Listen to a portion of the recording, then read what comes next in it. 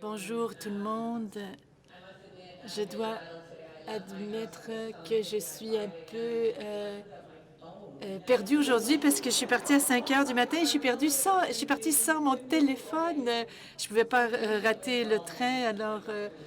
Alors si des problèmes pendant... Aujourd'hui, je pense que vous avez eu l'occasion d'entendre mon ministre Mark Miller hier, puis mon collègue Benoît Dagenet. Je suis heureuse d'être parmi vous aujourd'hui. J'aimerais commencer en soulignant que nous nous réunissons sur le territoire traditionnel des Kanien'kehá:ka et qu'il s'agit d'un lieu de rencontre pour bien des peuples, notamment les Hurons-Wendat, les Abénaquis et les Anishinaabeg. I see that the title of the presentation Je vois que that le I'm titre giving de you la today is présentation really que je vous around the donne future. aujourd'hui est sur l'avenir de l'immigration et du système d'immigration, et c'est un sujet que auquel mon ministère a dévoué beaucoup d'énergie dans la dernière année. Je me suis jointe au ministère en juillet 2022, à un moment où il y avait beaucoup de conversations sur les arriérés et le traitement des devants, les post-COVID et les défis. Il y avait beaucoup de conversations aussi autour des réponses du système à l'Ukraine, à la Syrie, à l'Afghanistan. Donc, quand je suis arrivée au ministère, avec le premier ministre et le ministre, on a regardé le système d'immigration. On s'est posé la question sur de quoi avons-nous besoin pour un système d'immigration dans le futur. Donc, c'est vraiment un plaisir pour moi de parler de ça aujourd'hui avec vous. Donc, nous avons publié ce qui s'appelle en fait, ce qui est un peu le consensus de ce que nous avons entendu et les actions que le gouvernement va faire et prendre un peu partout au pays. Je pense que plusieurs d'entre vous avez participé et vous nous avez donné aussi de la rétroaction partout au pays. Nous avons eu des sessions spécifiques qui étaient dédiées, par exemple, à la cohésion sociale, au logement, aussi le futur de l'établissement suite à suite à des réponses d'immigration du pays. Donc pour ceux et celles qui y ont participé, merci beaucoup pour vos idées. Et nous savions que nous devions avoir une approche globale, en fait, une approche sociale aussi globale de l'immigration. Et nous voulions ouvrir les voies de la communication. Et je dois dire que j'ai été frappée par le nombre de fois où j'ai rencontré un chercheur ou un leader dans la communauté ou quelqu'un qui travaille dans une organisation d'établissement qui nous disait c'est très difficile d'entrer en contact avec des gens dans votre gouvernement. Il faut absolument ouvrir les voies de communication pour améliorer le dialogue. Et je pense qu'il y a beaucoup de choses que nous faisons et j'ai senti qu'il y avait vraiment une lacune à cet égard pour pouvoir ouvrir la conversation, non seulement pour la révision, mais aussi pour continuer le dialogue. Donc, tout le travail que vous faites ici, dont on parle à la conférence, tout ça a un impact vraiment très important sur le système d'immigration. Je pense que c'est en collaborant qu'on obtiendra des résultats. Et les résultats des conversations que vous avez, que vous pouvez avoir, vous pourriez me poser, sont très importantes. Je pense que les solutions reviennent à la collaboration et à l'innovation et comment nous pouvons travailler ensemble pour vraiment améliorer l'expérience des nouveaux arrivants. Rapport, on a vraiment 3 thèmes clés qui ont émergé et puis ces thèmes sont vraiment orientés à notre travail. Tout d'abord, nous voulons vraiment créer une expérience plus accueillante aux nouveaux arrivants. Comme vous le savez, c'est vraiment plus complexe que ça paraît. The immigration experience can begin. L'expérience d'immigration peut commencer avant que quelqu'un décide de prendre cette décision vraiment importante de se relocaliser, des membres de la famille dans un autre pays. Et parfois, à cause de situations désastreuses, de circonstances désastreuses qui les amènent à fuir leur pays et ils se retrouvent dans des situations comme réfugiés. Donc, on sait que le début de ce processus est très, très important pour l'installation et l'établissement. Et chaque personne qui fait son chemin vers le Canada a une histoire unique et parfois on perd cette histoire parce qu'on est tellement concentré sur les chiffres, sur les processus. Et quand je suis arrivée au ministère, ça m'a frappée. En fait, on a parlé beaucoup des arriérés, des normes et tout ça, et on a oublié les gens. Et moi, ça a eu un impact sur moi. J'ai demandé à l'équipe de changer les façons de parler, changer nos axes. Nous savons que nous avons comme département, comme un ministère, vraiment une empreinte partout et c'est important d'être productif et tout, mais ne faut jamais oublier que ce sont les humains qui sont au cœur des politiques et des programmes que nous devons développer et notre voix à Ottawa a plus de valeur lorsqu'on a des histoires de, de clients et de partout et de vous pour pouvoir changer donc les choses. Donc, qu'est-ce que ça veut dire pour nous en termes de comment nous allons faire les choses? Ça implique un changement de culture dans l'organisation. Nous devons aborder ces problèmes qui sont récurrents et nous savons que le système est très complexe et de naviguer dans le système, c'est tout un défi pour les clients. Et je l'ai entendu de la part des migrants économiques ou de gens qui sont en processus de réunion familiale, de réunification familiale. Donc, comment pouvons-nous faire tout cela tout en conservant la sécurité des Canadiens? Donc, je pense qu'on peut trouver un équilibre. Et les choses que j'ai entendues en voyageant partout au pays, il y a la question du traitement des demandes pour les étudiants, pour les travailleurs. Il y a des plaintes qui sont constantes, en fait, alors qu'on voyage au pays. Il y a aussi une frustration en ce qui a trait aux, aux lacunes pour ce qui est des réfugiés, de leur installation au pays et leur notre capacité à soutenir les populations vulnérables. Donc, nous avons fait de notre mieux pour changer les pratiques et avoir des normes de services qui sont équivalentes à ce qu'il y avait avant la COVID. Mais il faut aussi voir à quel point nous devons les ajuster pour être encore plus compétitifs. Également qu'il composerait mieux avec la réalité des délais de traitement si seulement il pourrait être informé de façon plus constante et en temps réel de l'état d'avancement de leurs demandes. Il n'y a pas beaucoup d'interaction. Il n'y a pas une façon que nos clients peuvent aller vérifier, un peu voir où est leur application dans le système. One of the things I thought about when I arrived at the department is Une des choses que j'ai remarqué en arrivant au ministère, c'est que j'ai vu, quand je fais venir un paquet, je peux voir partout où il est.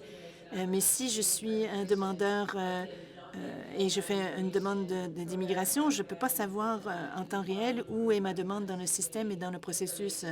Donc, il faut vraiment partager davantage l'information. Donc, il faut améliorer les normes. Il y a des changements qui doivent être mis en œuvre et il faut quand même se rappeler que ce n'est pas juste une question d'immigration et d'interaction avec notre ministère, mais on parle d'une approche sociale. On a besoin des ONG, on a besoin des gouvernements, on a besoin du secteur privé, des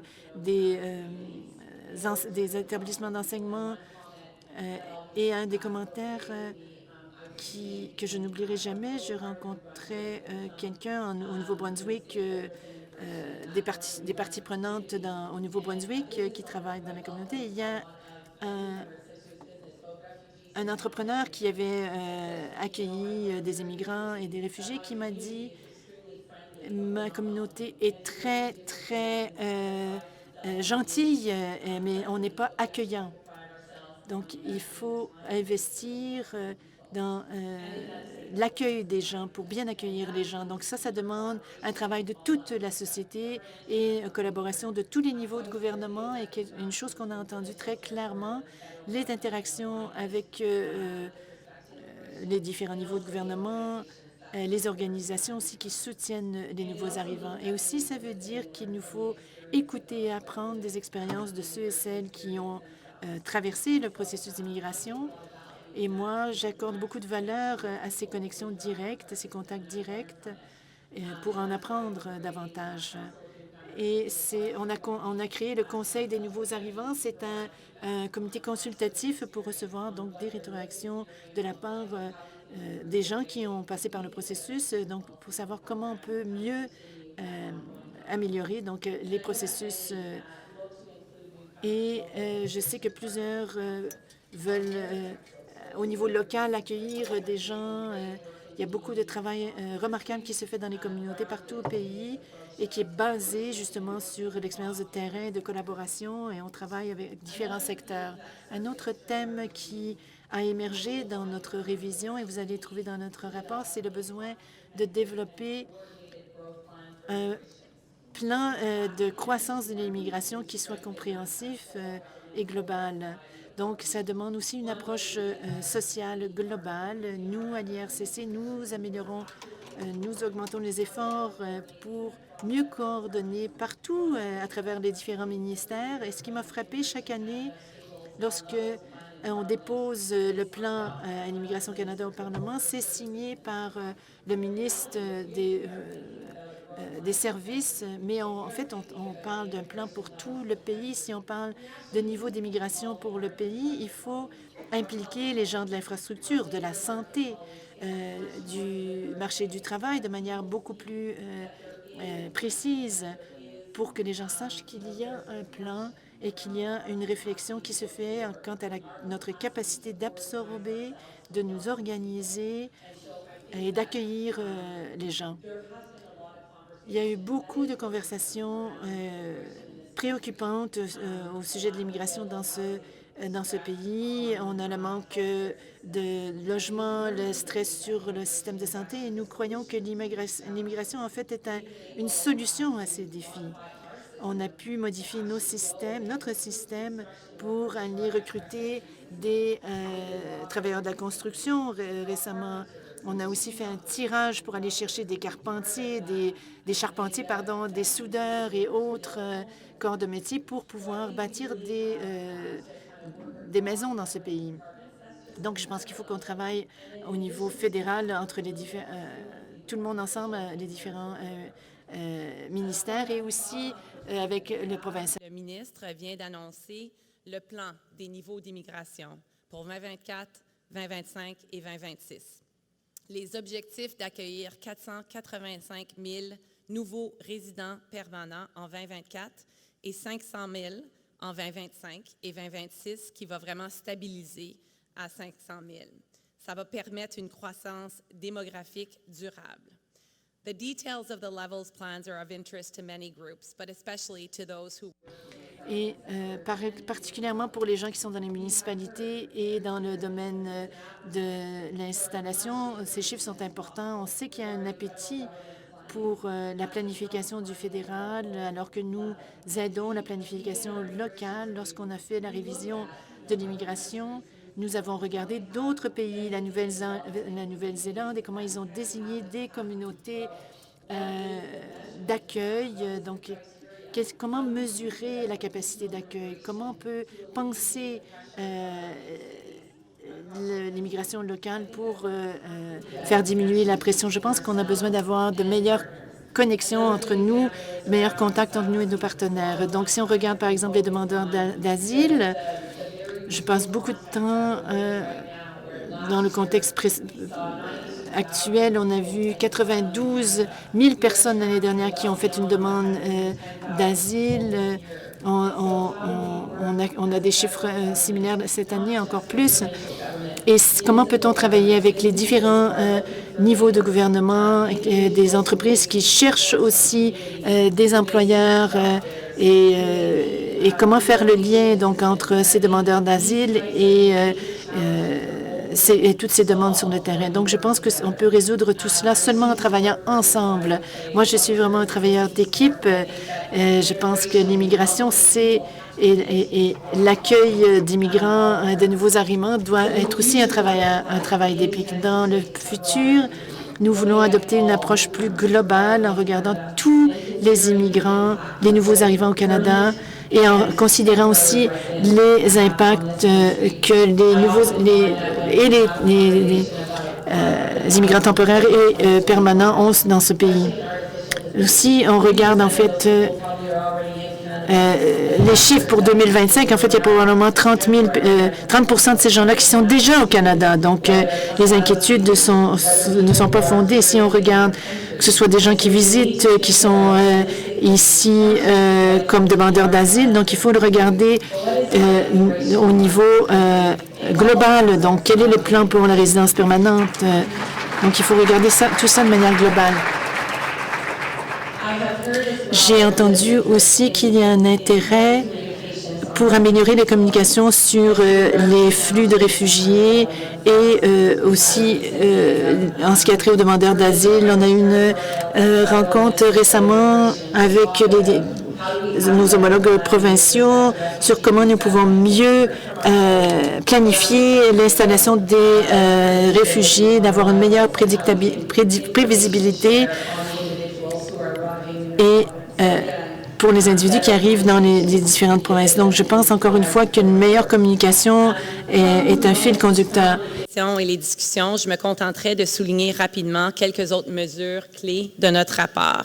On vient de lancer notre appel de proposition pour l'établissement et la réinstallation qui nous aidera à trouver des initiatives visant à renforcer les partenariats communautaires et à accroître les services dans les petites et moyens centres et les communautés rurales et éloignées, ainsi qu'on va élargir les services offerts par les francophones aux nouveaux arrivants francophones dans les communautés de langue officielle en situation minoritaire à l'extérieur du Québec. Donc, je pense que le ministre vous a parlé des objectifs de 6, 7 et ensuite 8% en termes d'immigration francophone. On a aussi regardé le succès du programme pilote d'immigration dans les communautés rurales et du Nord. Nous cherchons à en faire un programme permanent et on va étudier les possibilités d'en accroître la portée en accordant une attention particulière aux besoins des communautés francophones. Finally, I'll mention that we have some concrete measures planned. Nous avons aussi des mesures concrètes pour soutenir le troisième thème de la révision d'immigration, donc d'avoir une meilleure communication avec les demandes au niveau du travail. Quand on regarde les programmes à l'IRCC, souvent on travaille en silo, les gens arrivent comme réfugiés ou étudiants ou immigrants économiques, mais la réalité, c'est que les gens peuvent être plusieurs choses. Vous pouvez être un réfugié qui peut contribuer au niveau économique dans le pays. Donc, il faut regarder les parcours de travail de manière différente et les contributions des gens, comment les gens peuvent contribuer. Je pense que ce sera une grande partie de notre travail dans l'avenir et ça inclut aussi la reconnaissance des diplômes. Donc, on travaille vraiment très, très étroitement avec les provinces et les territoires. Donc, les défis sont réels lorsqu'on regarde l'installation, l'établissement des réfugiés, quand on regarde la situation au Moyen-Orient, on regarde le contexte des demandeurs d'asile ici et partout au pays, quand on regarde la pression sur les étudiants internationaux, de trouver un équilibre avec les demandes du marché du travail. Donc, ce sont de vrais défis auxquels fait face le ministère et j'aimerais dire que nous, comme pays, nous avons partout dans les différents niveaux de gouvernement, nous avons vu qu'il y avait un soutien envers l'immigration et je pense que ce soutien existe toujours et il faut porter attention à cet élément de cohésion sociale. On a un rôle à jouer ici. Mais il y a énormément d'occasions ici. Je disais à ma table ici, lorsque je voyage au Canada, j'entends beaucoup de critiques sur le système. Mais quand je quitte le Canada, je devrais peut-être le faire plus souvent parce que c'est très bon pour l'ego. On entend parler des réussites du Canada et l'écosystème d'installation qui existe, qui a fait un travail absolument remarquable. Et on nous dit que vous travaillez au niveau des meilleures pratiques d'immigration. Et quand on regarde, par exemple, l'Australie, ils ont parlé du Canada 42 fois dans leur révision. Je pense qu'il y a beaucoup de bonnes choses qui se font, mais il ne faut pas être complaisant et il faut continuer à innover et à être encore meilleur à tout ce que nous faisons. Et comme pays, il nous faut le faire comme communauté de gens qui est préoccupée par l'immigration. Il faut avoir des conversations comme celle-ci pour discuter et voir comment nous pouvons pouvons améliorer les choses et je pense qu'il faut le faire dans un contexte notamment de ce qui se fait dans notre ministère au niveau de la diversité et de l'inclusion. Il faut aborder les questions difficiles et aussi de voir comment le pays peut s'organiser pour communiquer et communiquer le fait que le Canada a besoin de l'immigration. Il faut tous travailler ensemble pour avoir un plan qui soit clair. Donc, je vais terminer en disant que je crois fermement qu'il faut collaborer pour réussir. Vous m'avez entendu le dire durant toute ma présentation et je pense que je peux être sincère envers vous et vous dire que non, le rapport ne règle pas tous les problèmes, mais nous nous engageons à certaines actions pour aller de l'avant et nous voulons continuer à vous entendre et faire les changements qui sont importants, qu'il faut faire pour refléter les besoins du secteur. Entreprendre une session de questions-réponses. Thank you.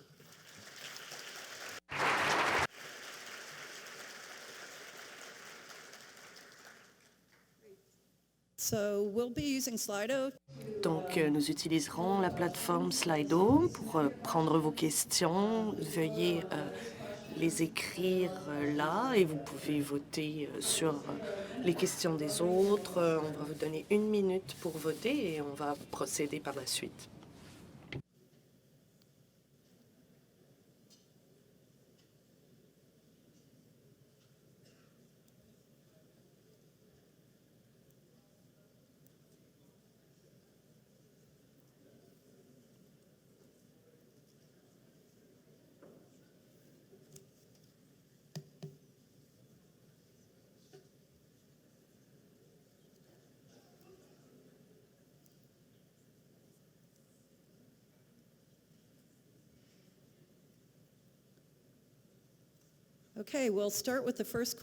Nous allons commencer avec la première question. Comment est-ce que vous prenez en compte l'écart salarial entre les employés du gouvernement et ceux du secteur de l'établissement qui font le travail du gouvernement? Bonne question. Vous savez, je vais partager une réflexion personnelle là-dessus. J'ai un frère plus jeune qui est un travailleur de soutien. Et à un moment donné, il a dû prendre une décision, à savoir d'arrêter le travail qu'il faisait parce qu'il ne pouvait se soutenir lui-même. Et il est allé au secteur privé et répondait au téléphone. Il faisait plus d'argent que lorsqu'il s'occupait des plus vulnérables de notre société. Je trouve que c'est décourageant et difficile. À partir de ma perspective au gouvernement fédéral, nous devons regarder les investissements qui ont été faits dans le secteur de l'établissement et de la réinstallation. L'année dernière, c'était 1,3 milliard qui était investi à travers le pays et on doit travailler avec le secteur pour mieux comprendre les besoins en main-d'œuvre aussi, les choses que nous demandons de faire à travers des ententes et quel est le bon nombre d'employés et quel est le financement nécessaire à ces emplois. Je n'ai pas la réponse à cette question aujourd'hui dans le contexte de toutes les organisations qui sont présentes dans cette pièce, mais l'appel à l'action est vraiment une chance de voir les contributions que nous faisons à chaque organisation et pour maximiser ces dépenses en termes de meilleure collaboration, réduire les doublons pour que le financement va au bon endroit et au bon moment. Et je reconnais les défis auxquels vous faites face en tant que secteur. Oui, prochaine question. Quels sont les leviers? Mais nous avons eu cette question hier. Quels sont les leviers du gouvernement fédéral pour encourager les gouvernements provinciaux sur le processus de reconnaissance des acquis? Nous avons des leviers.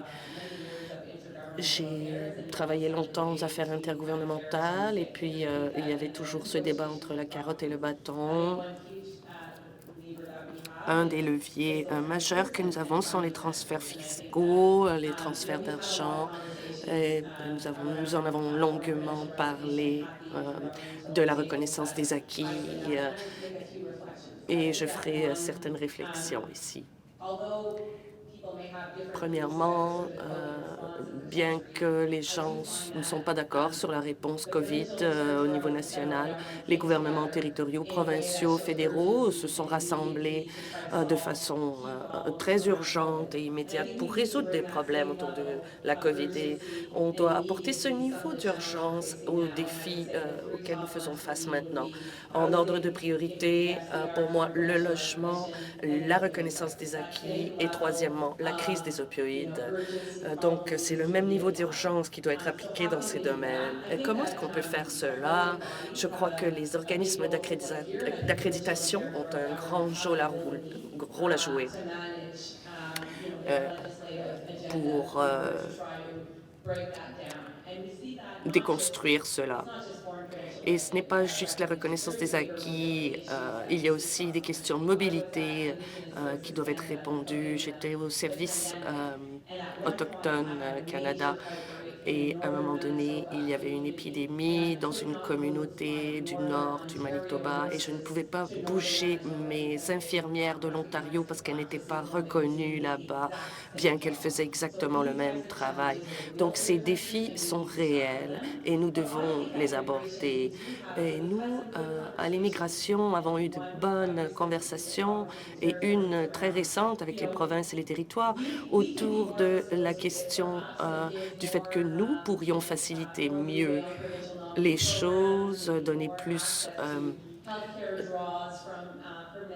de pouvoir au niveau de la santé, mais nous ne devrions faire ça que si nous sommes sûrs que les gens peuvent pratiquer dès leur arrivée. Et on peut regarder toutes les priorités. L'immigration francophone, par exemple. Vous voulez avoir une meilleure allocation PLP? Voici les objectifs nationaux. Comment est-ce que vous pouvez nous aider à les atteindre? Donc, il y a les ministères du marché du travail aussi qui se sont rencontrés. Il y a un niveau de sérieux que je n'avais pas vu auparavant au niveau de l'immigration. Et donc, nous devons créer, nous devons encourager ce comportement le plus possible. Aussi, on doit faire un meilleur travail de communication, surtout au niveau des services avant l'arrivée, en disant voici à quoi ressemblera la reconnaissance au Canada et travailler avec les collèges et les universités pour pallier à cela à l'arrivée. Il faut que ça commence avant l'arrivée.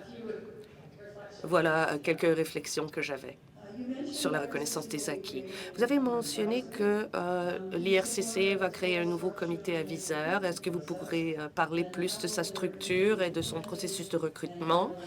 Comment sera-t-il déployé et comment les gens seront-ils payés? Je peux répondre à certains aspects. L'idée est venue pendant la consultation. Nous avons rencontré un nombre de personnes et une des choses que j'ai trouvées les plus intéressantes est que nous avons cherché les gens, rassemblé les gens qui n'avaient peut-être pas eu de voix auparavant. J'ai entendu des gens me dire, c'est la première fois que je participe à quelque chose de ce type. Nous avons choisi des individus et je dois dire que lorsque j'ai rejoint ce ministère, tous mes courriels étaient remplis de gens qui demandaient de l'aide. Quelqu'un qui avait adopté un enfant au Maroc qui ne pouvait revenir au Canada, quelqu'un qui était pris au Pakistan, quelqu'un qui attendait sa résidence permanente depuis 6 mois et ne savait pas ce qui se passait. Et j'ai répondu à beaucoup de ces gens, peut-être pas tous, mais une grande majorité. Et en apprenant de leurs expériences, je ramenais ça au ministère et je posais des questions. Voilà où l'idée a commencé, mais il y a aussi un jeune étudiant international qui étudiait en Nouvelle-Écosse a parlé lors d'une de nos tables rondes du fait que, oui, la discussion a lieu maintenant, mais on doit s'entourer d'un conseil de nouveaux arrivants. J'étais tout à fait d'accord. Comment ferons-nous? À un certain point, nous allons faire un appel pour que les gens soumettent leur candidature. Les gens seront payés et nous réfléchissons à cela en ce moment. Mais je crois qu'aussi, au niveau du démarrage, les premiers membres seront des gens que nous avons rencontrés à travers le processus pour commencer à faire avancer les choses. Par exemple, cette mère qui m'a parlé de son problème d'adoption ou cet étudiant de Nouvelle-Écosse aussi. Nous allons commencer comme ça et aller de l'avant de cette façon. Mais bien sûr qu'ils seront payés pour leur temps et pour les conseils qu'ils me donneront. Voilà où nous en sommes. Mais si vous avez des idées au niveau des meilleures pratiques, parce que je suis sûre que vous détenez déjà des conseils de nouveaux arrivants, je suis ouverte à vos conseils.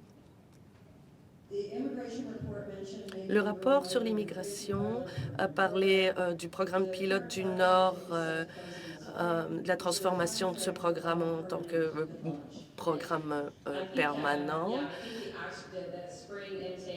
Oui, je crois que le programme prend fin à la fin août 2024.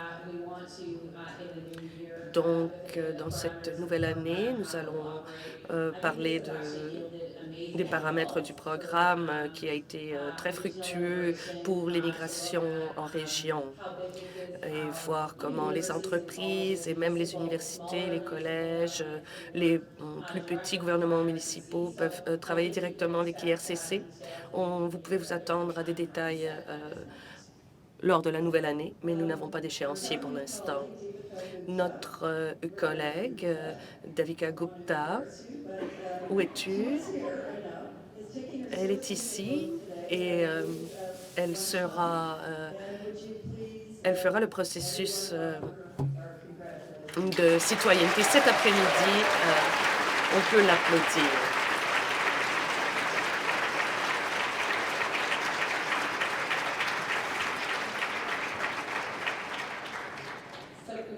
Félicitations, c'est magnifique.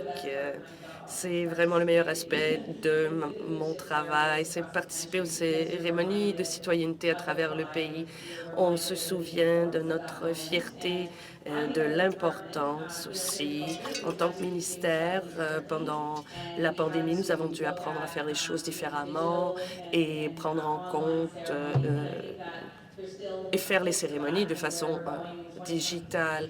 Il y a encore de l'espace pour ça en 2023, mais ne perdons pas de vue l'importance des cérémonies en personne et le fait d'offrir aux gens l'option de le faire en ligne, mais aussi de maintenir l'opportunité de venir en personne et de célébrer avec leur famille. Donc, nous allons maintenir cet équilibre et nous allons aussi partager que le bureau du conseil privé nous a demandé de regarder les valeurs et les éthiques dans le service public et puis les lacunes qui existent. J'ai remarqué que nous avons arrêté de parler avec nos employés à propos des valeurs et de l'éthique. Et nous avons tous des responsabilités en tant que chef des ministères d'avoir ces discussions avec nos employés. Et les changements qui ont eu lieu à l'IRCC, à chaque fois qu'on embauche, on va parler du mandat du ministère, les responsabilités qu'ils ont en tant que représentants du service public, mais aussi au sein de leur orientation. Nous leur ferons vivre une cérémonie de citoyenneté pour qu'ils puissent en comprendre la beauté. On doit en faire plus et on doit l'amener aux communautés. Par exemple, nous avons fait une cérémonie au championnat de basketball à l'université en Nouvelle-Écosse. C'était à la mi-temps et ils ont chanté l'hymne national avec 9000 personnes qui regardaient le match.